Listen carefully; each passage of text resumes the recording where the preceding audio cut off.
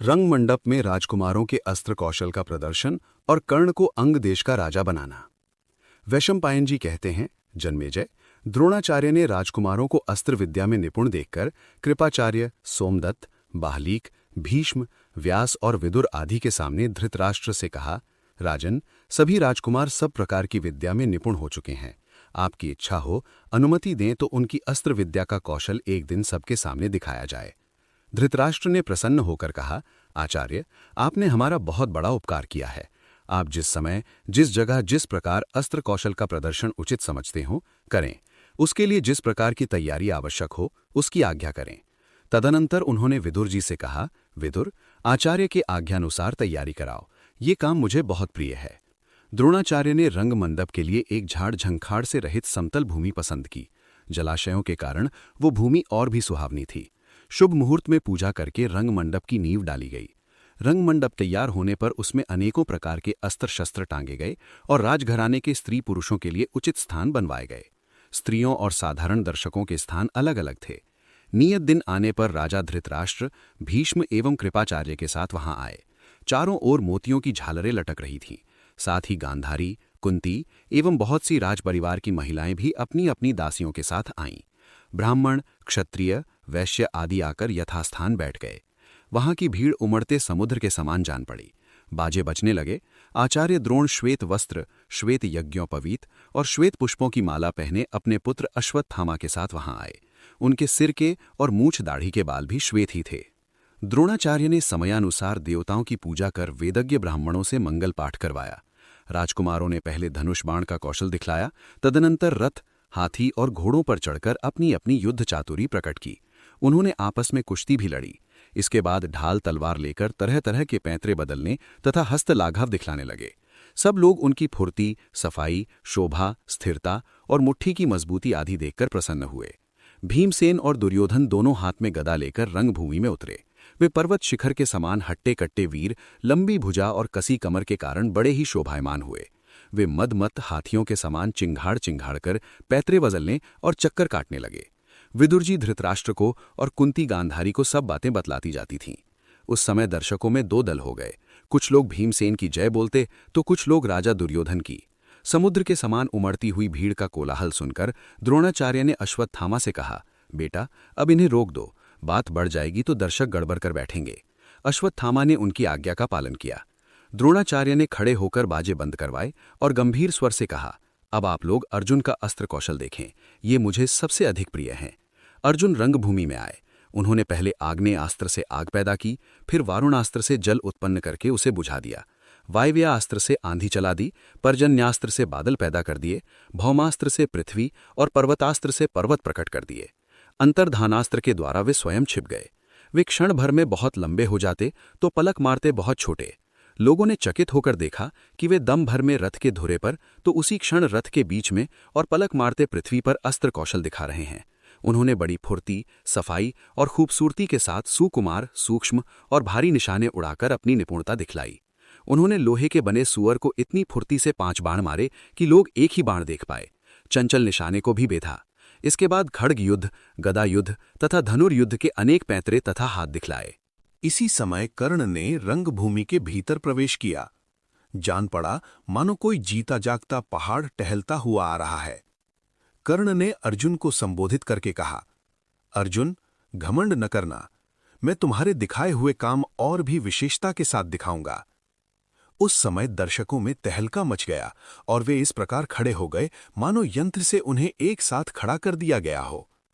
कर्ण की बात सुनकर अर्जुन एक बार तो लज्जित से हो गए, पर फिर उन्हें क्रोध आ गया। कर्ण ने द्रोणाचार्य की आज्ञा से वे सभी कौशल दिखलाए जिन्हें अर्जुन ने दिखलाया था। इससे दुर्योधन को बड़ी प्रसन्नता हुई।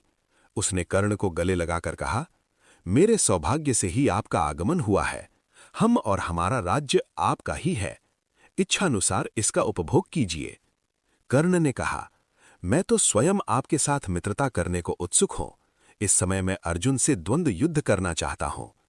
दुर्योधन ने कहा, आप हमारे साथ रहकर सब प्रकार के भोग भोगिए, मित्रों का प्रिय कीजिए और शत्रुओं के सिर पर पैर रखिए। अर्जुन को ऐसा जान पड़ा मानो कर्ण भरी सभा में मेरा तिरस्कार कर रहा है। उन्होंने कर्ण को पुकार कर कहा, कर्ण, बिना बुलाए आने वालों और बिना बुलाए बोलने वालों को जो गति मिलती है वही तुम्हें मेरे हाथ से मरने पर मिलेगी। कर्ण ने कहा, अजी, ये रंग मंडप तो सबके लिए है, क्या इस पर केवल तुम्हारा ही अधिकार है? कमजोर की तरह आक्षेप क्या करते हो? साहस हो तो धनुष बाण से बातचीत करो। मैं तुम्हारे गुरु के सामने ही तुम्हारा सिर धड़ से अलग किए देता हूं। गुरु द्रोण की आज्ञा से अर्जुन द्वंद्व युद्ध करने के लिए कर्ण के पास जा पहुंचे। कर्ण भी धनुष बाण लेकर खड़ा हो गया। इतने में नीति निपुण कृपाचार्य ने दोनों को द्वंद्व युद्ध के लिए तैयार देखकर कहा, कर्ण, पांडुनंदन अर्जुन कुंती का सबसे छोटा पुत्र है। इस गुरुवंश शिरोमणि का तुम्हारे साथ युद्ध होने जा रहा है, इसलिए तुम भी अपने माँ बाप और वंश का परिचय बतलाओ।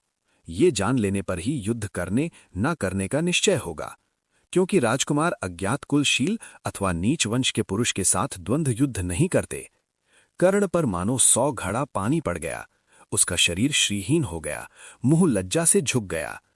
दुर्योधन ने कहा, आचार्य जी, शास्त्र के अनुसार उच्च कुल के पुरुष शूरवीर और सेनापति तीनों ही राजा हो सकते हैं। यदि अर्जुन कर्ण के साथ इसलिए नहीं लड़ना चाहते कि वो राजा नहीं है, तो मैं कर्ण को अंग देश का राज्य देता हूं। ये कहकर दुर्योधन ने कर्ण को स्वर्ण सिंहासन पर बैठाया और तत्काल अभिषेक कर दिया। उस समय कर्ण के धर्मपिता अधिरथ को बड़ी प्रसन्नता हुई। उसका दुपट्टा बिखर रहा था, शरीर पसीने से लथपथ था और दुर्बल होने के कारण उसका अंजर पंजर दिख रहा था। वो कांपता कांपता कर्ण के पास आया और बेटा बेटा कहकर दुलार करने लगा। कर्ण ने धनुष छोड़कर बड़े सम्मान से उसके चरणों पर सिर रखकर प्रणाम किया। अभी उसका सिर अभिषेक के जल से भींग रहा था। अधिरथ ने झटपट कपड़े के छोर से अपना पैर भांक लिया, उसे छाती से लगाया तथा प्रेमाश्रु से उसका सिर भिगो दिया। अधिरथ का ऐसा व्यवहार देखकर पांडवों ने निश्चय कर लिया कि ये सूतपुत्र है। भीमसेन ने हंसते हुए कहा, अरे सूतपुत्र, तू अर्जुन के हाथों मरने योग्य भी नहीं है। तेरे वंश के अनुरूप तो ये है कि झटपट घोड़ों की चाबुक संभाल ले। अरे नीच, तू अंग देश का राज्य करने योग्य नहीं है। भला कहीं कुत्ता यज्ञ के हविष्य का अधिकारी होता है। कर्ण लंबी सांस लेकर सूर्य की ओर देखने लगा। उस समय महाबली दुर्योधन मदमत्त हाथी के समान भाइयों के झुंड में से उछलकर निकल आया और भीमसेन से बोला, भीमसेन, तुम्हें ऐसी बात मुंह से नहीं निकालनी चाहिए। क्षत्रियों में बल की श्रेष्ठता ही सर्वमान्य है, इसलिए नीच कुल के शूरवीर के साथ भी युद्ध करना ही चाहिए। शूरवीर और नदियों की उत्पत्ति का ज्ञान बड़ा कठिन है। कर्ण स्वभाव से ही कवच कुंडलधारी और सर्वलक्षण संपन्न है। इस सूर्य के समान तेजस्वी कुमार को भला कोई सूत पत्नी जन सकती है? कर्ण अपने बाहुबल तथा मेरी सहायता से केवल अंग देश का ही नहीं, सारी पृथ्वी का शासन कर सकता है। मेरा ये काम जिससे ना सहा जाता हो, वो रथ पर बैठकर धनुष पर डोरी चढ़ावे। सारे रंग मंडप में हाहाकार मच गया। अब तक सूर्यास्त हो गया था। दुर्योधन कर्ण का हाथ पकड़कर वहां से बाहर निकल गया। द्रोणाचार्य, कृपाचार्य तथा भीष्म जी भी पांडवों के साथ अपने अपने निवास स्थान पर चले गए। द्रुपद का पराभव। वैशंपायन जी कहते हैं, जन्मेजय, जब द्रोणाचार्य ने देखा कि सभी राजकुमार अस्त्र विद्या के अभ्यास में पूर्णतः निपुण हो चुके हैं, तब उन्होंने निश्चय किया कि अब गुरु दक्षिणा लेने का समय आ गया है।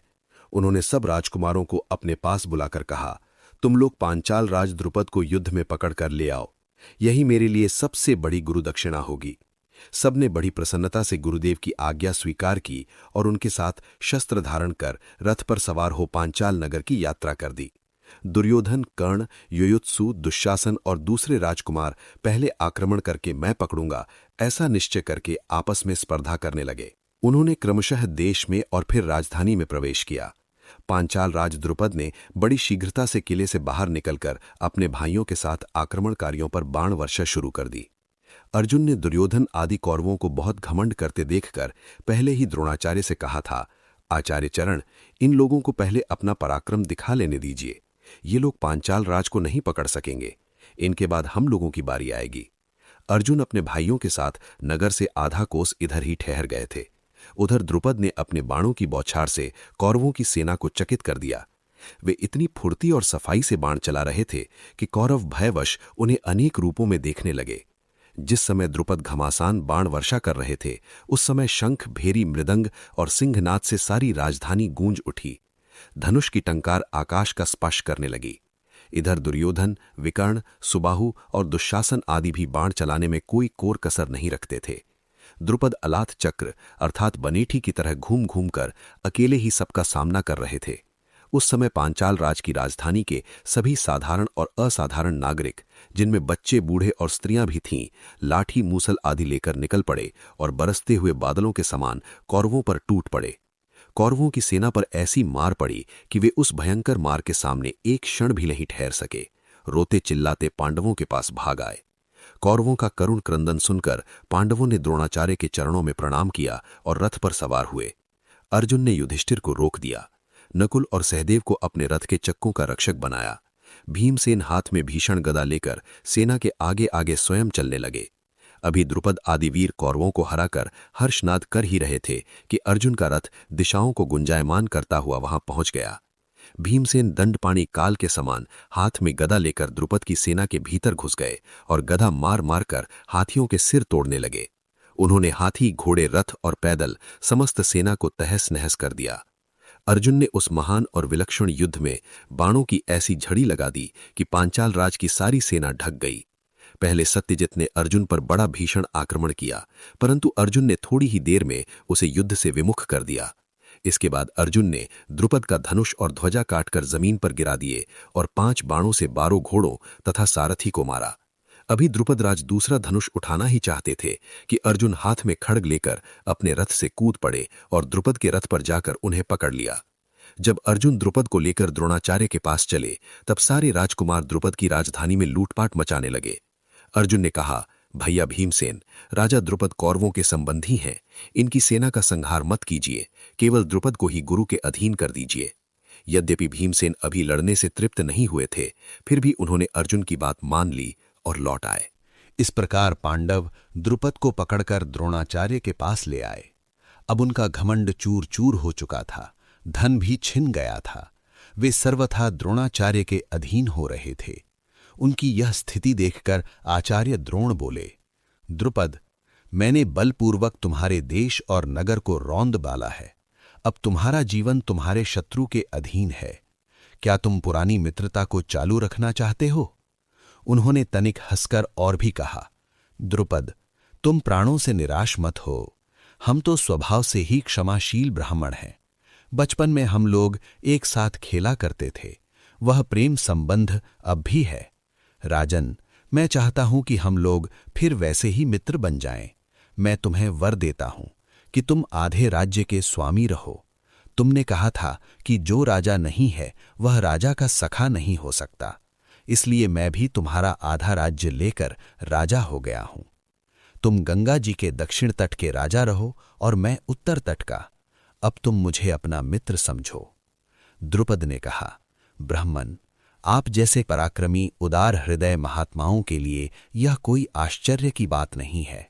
मैं आपसे प्रसन्न हूं और आपका अनंत प्रेम चाहता हूं। अब द्रोण ने उन्हें मुक्त कर दिया तथा बड़ी प्रसन्नता से सत्कार करके आधा राज्य दे दिया। द्रुपद माकिंडी प्रदेश के श्रेष्ठ नगर काम्पिल्य में रहने लगे। उसे दक्षिण पांचाल कहते हैं। वहां चर्मणवती नदी है। इस प्रकार यद्यपि द्रोण ने द्रुपद को पराजित करके भी उनकी रक्षा ही की, परंतु द्रुपद के मन में संतोष नहीं हुआ। इधर अहिछत्र प्रदेश की अहिछत्रा नगरी में द्रोणाचार्य रहने लगे। अर्जुन के पराक्रम से ही उन्हें यह राज्य प्राप्त हुआ था। युधिष्ठिर का युवराज पद, उनके गुण प्रभाव की वृद्धि से धृतराष्ट्र को चिंता, कणिक की कूटनीति। वैशंपायन जी कहते हैं, जन्मेजय, द्रुपद को जीत लेने के 1 वर्ष बाद राजा धृतराष्ट्र ने पांडु नंदन युधिष्ठिर को युवराज पद पर अभिषिक्त कर दिया। एक तो युधिष्ठिर में धैर्य, स्थिरता, सहिष्णुता, दयालुता, नम्रता और अविचल प्रेम आदि बहुत से लोकोत्तर गुण थे। दूसरे, सारी प्रजा चाह रही थी कि युधिष्ठिर ही युवराज हों। युवराज होने के अनंतर थोड़े ही दिनों में धर्मराज युधिष्ठिर ने अपने शील, सदाचार और विचारशीलता के द्वारा प्रजा के हृदय पर अपने सद्गुणों की ऐसी छाप बैठा दी कि लोग उनके उदार चरित्र पिता को भी भूलने लगे। इधर भीमसेन ने बलराम जी से खड्ग, गदा और रथ के युद्ध की विशिष्ट शिक्षा प्राप्त की। युद्ध की शिक्षा पूरी हो जाने पर वे अपने भाइयों के अनुकूल रहने लगे। कई विशेष अस्त्र शस्त्रों के संचालन में, फुर्ती और सफाई में उन दिनों अर्जुन के समान कोई योद्धा नहीं था। द्रोणाचार्य का ऐसा ही निश्चय था। उन्होंने एक दिन कौरवों की भरी सभा में अर्जुन से कहा, अर्जुन, देखो मैं महर्षि अगस्त के शिष्य अग्निवेश्य का शिष्य हूं। उन्हीं से मैंने ब्रह्मशिर नामक अस्त्र प्राप्त किया था, जो तुम्हें दे दिया। उसके जो नियम हैं वे तुम्हें बतला चुका हूं। अब मुझे तुम अपने भाई बंधुओं के सामने ये गुरु दक्षिणा दो कि यदि युद्ध में मेरा और तुम्हारा मुकाबला हो तो तुम मुझसे लड़ने में भी मत हिचकना। अर्जुन ने गुरुदेव की आज्ञा स्वीकार की और उनके चरणों का स्पर्श करके बाईं ओर से निकल गए। पृथ्वी में सर्वत्र ये बात फैल गई कि अर्जुन के समान श्रेष्ठ धनुर्धर और कोई नहीं है। भीमसेन और अर्जुन के समान ही सहदेव ने भी बृहस्पति से संपूर्ण नीतिशास्त्र की शिक्षा ग्रहण की थी। अतिरथी नकुल भी बड़े विनीत और तरह तरह के युद्धों में कुशल थे।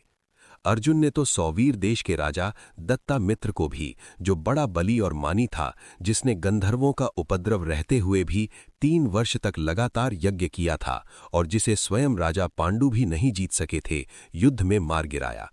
इसके अतिरिक्त भीमसेन की सहायता से पूर्व दिशा और बिना किसी की सहायता से दक्षिण दिशा पर भी विजय प्राप्त कर ली। दूसरे राज्यों के धन वैभव कौरवों के राज्य में आने लगे। उनके राज्य की बड़ी वृद्धि हुई। देश देश में पांडवों की प्रसिद्धि हो गई और सब उनकी ओर आकर्षित होने लगे। ये सब देख सुनकर यकायक धृतराष्ट्र के भाव में परिवर्तन हो गया। दूषित भाव के उद्रेक के कारण वे अत्यंत चिंतित रहने लगे। जब उनकी आतुरता अत्यंत बढ़ गई तब उन्होंने अपने श्रेष्ठ मंत्री राजनीति विशारद कणिक को बुलवाया। धृतराष्ट्र ने कहा, कणिक, दिनों दिन पांडवों की बढ़ती ही होती जा रही है। मेरे चित्त में बड़ी जलन हो रही है। तुम निश्चित रूप से बतलाओ कि उनके साथ मुझे संधि करनी चाहिए या विग्रह। मैं तुम्हारी बात मानूंगा। कणिक ने कहा, राजन, आप मेरी बात सुनिए, मुझ पर रुष्ट न होइएगा। राजा को सर्वदा दंड देने के लिए उद्यत रहना चाहिए और दैव के भरोसे ना रहकर पौरुष प्रकट करना चाहिए। अपने में कोई कमजोरी ना आने दे और हो भी तो किसी को मालूम ना होने दे। दूसरों की कमजोरी जानता रहे। यदि शत्रु का अनिष्ट प्रारंभ कर दे तो उसे बीच में ना रोके। कांटे की नोक भी यदि भीतर रह जाए तो बहुत दिनों तक मवाद देती रहती है। शत्रु को कमजोर समझकर आंख नहीं मूंद लेनी चाहिए। यदि समय अनुकूल ना हो तो उसकी ओर से आंख कान बंद कर ले, परंतु सावधान रहे सर्वदा। शरणागत शत्रु पर भी दया नहीं दिखानी चाहिए। शत्रु के 3 मंत्र, बल और उत्साह, 5 सहाय सहायक साधन उपाय, देश और काल का विभाग तथा 7 साम दान भेद दंड माया ऐन्द्रजालिक प्रयोग और शत्रु के गुप्त कार्य राज्यांगों को नष्ट करता रहे। जब तक समय अपने अनुकूल ना हो तब तक शत्रु को कंधे पर चढ़ाकर भी ढोया जा सकता है, परंतु समय आने पर मटके की तरह पटक कर उसे फोड़ डालना चाहिए। साम दान दंड भेद आदि किसी भी उपाय से अपने शत्रु को नष्ट कर देना ही राजनीति का मूल मंत्र है। धृतराष्ट्र ने कहा, कणिक, साम दान भेद अथवा दंड के द्वारा किस प्रकार शत्रु का नाश किया जाता है, ये बात तुम ठीक ठीक बतलाओ। कणिक ने कहा, महाराज, मैं आपको इस विषय में एक कथा सुनाता हूं। किसी वन में एक बड़ा बुद्धिमान और स्वार्थ कोविद गीदड़ रहता था। उसके 4 सखा बाघ, चूहा, भेड़िया और नेवला भी वहीं रहते थे। एक दिन उन्होंने एक बड़ा बलवान और हट्टा कट्टा हरिणों का सरदार देखा। पहले तो उन्होंने उसे पकड़ने की चेष्टा की, परंतु असफल रहे। तदनंतर उन लोगों ने आपस में विचार किया। गीदड़ ने कहा, यह हरिण दौड़ने में बड़ा फुर्तीला, जवान और चतुर है। भाई बाघ, तुमने इसे मारने की कई बार कोशिश की पर सफलता न मिली। अब ऐसा उपाय किया जाए कि जब यह हरिण सो रहा हो तो चूहा भाई जाकर धीरे धीरे इसका पैर कुतर ले, फिर आप पकड़ लीजिए तथा हम सब मिलकर इसे मौज से खा जाएं। सबने मिलजुल कर वैसा ही किया। हरिण मर गया। खाने के समय गीदड़ ने कहा, अच्छा, अब तुम लोग स्नान कराओ, मैं इसकी देखभाल करता हूं। सबके चले जाने पर गीदड़ मन ही मन कुछ विचार करने लगा। तब तक बलवान बाघ स्नान करके नदी से लौट आया। गीदड़ को चिंतित देखकर बाघ ने पूछा, मेरे चतुर मित्र, तुम किस उधेड़ बुन में पड़े हो? आओ, आज इस हरिण को खाकर हम लोग मौज करें। गीदड़ ने कहा, बलवान बाघ भाई, चूहे ने मुझसे कहा है कि बाघ के बल को धिक्कार है। हरिण को तो मैंने मारा है, आज वो बाघ मेरी कमाई खाएगा। सो भाई, उसकी ये घमंड भरी बात सुनकर अब मैं तो हरिण को खाना अच्छा नहीं समझता। बाघ ने कहा, अच्छा, ऐसी बात है। उसने तो मेरी आंखें खोल दी। अब मैं अपने बूते पर पशुओं को मारकर खाऊंगा। ये कहकर बाघ चला गया। उसी समय चूहा आया। गीदड़ ने कहा, चूहे भाई, नेवला मुझसे कह रहा था कि बाघ के काटने से हरिण के मांस में जहर मिल गया है, सो मैं तो इसे खाऊंगा नहीं। यदि तुम कहो तो मैं चूहे को खा जाऊं। अब तुम जैसा ठीक समझो करो। चूहा डर कर अपने बिल में घुस गया। अब भेड़िए की बारी आई। गीदड़ ने कहा, भेड़िए भाई, आज बाघ तुम पर बहुत नाराज हो गया है। मुझे तो तुम्हारा भला नहीं दिखता। वो अभी बाघिन के साथ यहां आएगा। जो ठीक समझो करो। भेड़िया दुम दबाकर भाग निकला। तक नेवला आया। गीदड़ ने कहा, देख रे नेवले, मैंने लड़कर बाघ, भेड़िए और चूहे को भगा दिया है। यदि तुझे कुछ घमंड हो तो आ, मुझसे लड़ ले और फिर हरिण का मांस खा। नेवले ने कहा, जब सभी तुमसे हार गए तो मैं तुमसे लड़ने की हिम्मत कैसे करूं। वो भी चला गया। अब गीदड़ अकेला ही मांस खाने लगा।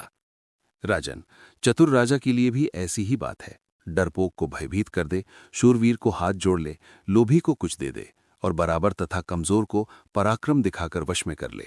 शत्रु चाहे कोई भी हो, उसे मार डालना चाहिए। सौगंध खाकर और धन की लालच देकर, जहर या धोखे से भी शत्रु को ले बीतना चाहिए। मन में द्वेष रहने पर भी मुस्कुराकर बातचीत करनी चाहिए। मारने की इच्छा रखता और मारता हुआ भी मीठा ही बोले। मारकर कृपा करे, अफसोस करे और रोवे। शत्रु को संतुष्ट रखे, परंतु उसकी चूक देखते ही चढ़ बैठे। जिन पर शंका नहीं होती उन्हीं पर अधिक शंका करनी चाहिए। वैसे लोग अधिक धोखा देते हैं। जो विश्वास पात्र नहीं है उन पर तो विश्वास नहीं ही करना चाहिए। जो विश्वास पात्र हैं उन पर भी विश्वास नहीं करना चाहिए। सर्वत्र पाखंडी, तपस्वी आदि के वेश में परीक्षित गुप्तचर रखने चाहिए।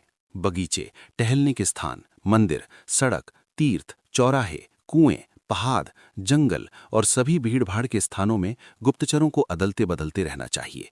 वाणी का विनय और हृदय की कठोरता, भयंकर काम करते हुए भी मुस्कुराकर बोलना, ये नीति निपुणता का चिन्ह है। हाथ जोड़ना, सौगंध खाना, आश्वासन देना, पैर छूना और आशा बंधाना, यही सब ऐश्वर्य प्राप्ति के उपाय हैं। जो अपने शत्रु से संधि करके निश्चिंत हो जाता है, उसका होश तब ठिकाने आता है जब उसका सर्वनाश हो जाता है। अपनी बातें केवल शत्रु से ही नहीं, मित्र से भी छिपानी चाहिए। किसी को आशा दे भी तो बहुत दिनों की, बीच में अड़चन डाल दे, कारण पर कारण गढ़ता जाए। राजन, आपको पांडुपुत्रों से अपनी रक्षा करनी चाहिए। वे दुर्योधन आदि से बलवान हैं। आप ऐसा उपाय कीजिए कि उनसे कोई भय न रहे और पीछे पछतावा भी न करना पड़े। इससे अधिक और मैं क्या कहूं। यह कहकर कणिक अपने घर चला गया। धृतराष्ट्र और भी चिंतातुर होकर सोच विचार करने लगे। पांडवों को वारणावत जाने की आज्ञा। वैशंपायन जी कहते हैं, जन्मेजय, दुर्योधन ने देखा कि भीमसेन की शक्ति असीम है और अर्जुन का अस्त्र ज्ञान तथा अभ्यास विलक्षण है।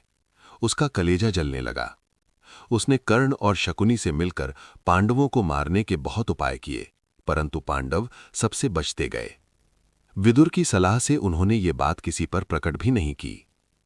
नागरिक और पुरवासी पांडवों के गुण देखकर भरी सभा में उनके गुणों का बखान करने लगे। वे जहां कहीं चबूतरों पर इकट्ठे होते, सभा करते, वहीं इस बात पर जोर डालते कि पांडु के ज्येष्ठ पुत्र युधिष्ठिर को राजा मिलना चाहिए। धृतराष्ट्र को तो पहले ही अंधे होने के कारण राज्य नहीं मिला, अब वे राजा कैसे हो सकते हैं। शांतनु नंदन भीष्म भी बड़े सत्यसंध और प्रतिज्ञापरायण हैं। वे पहले भी राज्य अस्वीकार कर चुके हैं, तो अब कैसे ग्रहण करेंगे। इसलिए हमें उचित है कि सत्य और करुणा के पक्षपाती पांडु के ज्येष्ठ पुत्र युधिष्ठिर को ही राजा बनावें। इसमें कोई संदेह नहीं कि उनके राजा होने से भीष्म और धृतराष्ट्र आदि को भी कोई असुविधा न होगी। वे बड़े प्रेम से उनकी संभाल रखेंगे। प्रजा की ये बात सुनकर दुर्योधन जलने लगा। वो जल भुनकर कुड़कर धृतराष्ट्र के पास गया और उनसे कहने लगा, पिताजी, लोगों के मुंह से बड़ी बुरी बकड़ाक सुनने को मिल रही है। वे भीष्म और आपको हटाकर पांडवों को राजा बनाना चाहते हैं। भीष्म को तो इसमें कोई आपत्ति है नहीं, परंतु हम लोगों के लिए ये बहुत बड़ा खतरा है। पहले ही भूल हो गई, पांडु ने राज्य स्वीकार कर लिया और आपने अपनी अंधता के कारण मिलता हुआ राज्य भी अस्वीकार कर दिया। यदि युधिष्ठिर को राज्य मिल गया तो फिर ये उन्हीं की वंश परंपरा में चलेगा और हमें कोई नहीं पूछेगा। हमें और हमारी संतान को दूसरों के आश्रित रहकर नरक के समान कष्ट न भोगना पड़े, इसके लिए आप कोई ना कोई युक्ति सोचिए। यदि पहले ही आपने राज्य ले लिया होता तो कहने की कोई बात ही नहीं होती। अब क्या किया जाए। धृतराष्ट्र अपने पुत्र दुर्योधन की बात और कणिक की नीति सुनकर दुविधा में पड़ गए। दुर्योधन ने कर्ण, शकुनी और दुशासन के साथ विचार करके धृतराष्ट्र से कहा, पिताजी, आप कोई सुंदर सी युक्ति सोचकर पांडवों को यहां से वारणावत भेज दीजिए। धृतराष्ट्र सोच विचार में पड़ गए। धृतराष्ट्र ने कहा, बेटा, मेरे भाई पांडु बड़े धर्मात्मा थे। सबके साथ और विशेष रूप से मेरे साथ वे बड़ा उत्तम व्यवहार करते थे। वे अपने खाने पीने की भी परवाह नहीं रखते थे। सब कुछ मुझसे कहते और मेरा ही राज्य समझते। उनका पुत्र युधिष्ठिर भी वैसा ही धर्मात्मा, गुणवान, यशस्वी और वंश के अनुरूप है। हम लोग बलपूर्वक उसे वंश परंपरागत राज्य से कैसे च्युत कर दें, विशेष करके जब उसके सहायक भी बहुत बड़े बड़े हैं। पांडु ने मंत्री, सेना और उनकी वंश परंपरा का खूब भरण पोषण किया है। सारे नागरिक युधिष्ठिर से संतुष्ट रहते हैं। वे बिगड़कर हम लोगों को मार डालें तो? दुर्योधन ने कहा, पिताजी, इस भावी आपत्ति के विषय में मैंने पहले ही सोचकर अर्थ और सम्मान के द्वारा प्रजा को प्रसन्न कर लिया है। वो प्रधानतया हमारी सहायता करेगी। खजाना और मंत्री मेरे अधीन हैं ही। इस समय यदि आप नम्रता के साथ पांडवों को वारणावत भेज दें तो राज्य पर मैं पूरी तरह कब्जा कर लूंगा। उसके बाद वे आ जाएं तो कोई हानि नहीं। धृतराष्ट्र ने कहा, बेटा, मैं भी तो यही चाहता हूं, परंतु ये पापपूर्ण बात उनसे कहूं कैसे? भीष्म, द्रोणाचार्य, कृपाचार्य और विदुर की इसमें सम्मति नहीं है। उनका कौरव और पांडवों पर समान प्रेम है। ये विषमता उन्हें अच्छी नहीं मालूम होगी। यदि हम ऐसा करेंगे तो हम पर उन कौरव महानुभाव और जनता का कोप क्यों न होगा? दुर्योधन ने कहा, पिताजी, भीष्म तो मध्यस्थ है। अश्वत्थामा मेरे पक्ष में है, इसलिए द्रोण उसके विरुद्ध नहीं जा सकते। कृपाचार्य अपनी बहन, बहनोई और भांजे को कैसे छोड़ेंगे? रह गई बात विदुर की, वे छिपे छिपे पांडवों से मिले हैं, पर वे अकेले करेंगे क्या? इसलिए आप बिना शंका संदेह के कुंती और पांडवों को वारणावत भेज दीजिए, तभी मेरी जलन मिटेगी। ये कहकर दुर्योधन तो प्रजा को प्रसन्न करने में लग गया और धृतराष्ट्र ने कुछ ऐसे चतुर मंत्रियों को नियुक्त किया जो वारणावत की प्रशंसा करके पांडवों को वहां जाने के लिए उकसावे। कोई उस सुंदर और संपन्न देश की प्रशंसा करता तो कोई नगर की, कोई वहां के मेले का बखान करते नहीं अघाता। इस प्रकार वारणावत नगर की बहुत प्रशंसा सुनकर पांडवों का मन कुछ कुछ वहां जाने के लिए उत्सुक हो गया। अवसर देखकर धृतराष्ट्र ने कहा, प्यारे पुत्रों, लोग मुझसे वारणावत की बड़ी प्रशंसा करते हैं। यदि तुम लोग वहां जाना चाहते हो तो हो आओ। आजकल वहां मेले की बड़ी धूम है। देखो, वहां तुम लोग ब्राह्मणों और गवैयों को खूब दान देना तथा तेजस्वी देवताओं की तरह विहार करके फिर यहां लौट आना। युधिष्ठिर धृतराष्ट्र की चाल तुरंत समझ गए। उन्होंने अपने को असहाय देखकर कहा, आपकी जैसी आज्ञा, हमें क्या आपत्ति है? उन्होंने कुरुवंश के बाहलीक, भीष्म, सोमदत्त आदि बड़े बूढ़ों, द्रोणाचार्य आदि तपस्वी ब्राह्मणों तथा गांधारी आदि माताओं से दीनतापूर्वक कहा, हम राजा धृतराष्ट्र की आज्ञा से अपने साथियों के सहित वारणावत जा रहे हैं। आप लोग प्रसन्न मन से हमें आशीर्वाद दें कि वहां पाप हमारा स्पर्श न कर सके। सबने कहा, सर्वत्र तुम्हारा कल्याण हो, किसी से कोई अनिष्ट न हो, मंगल हो।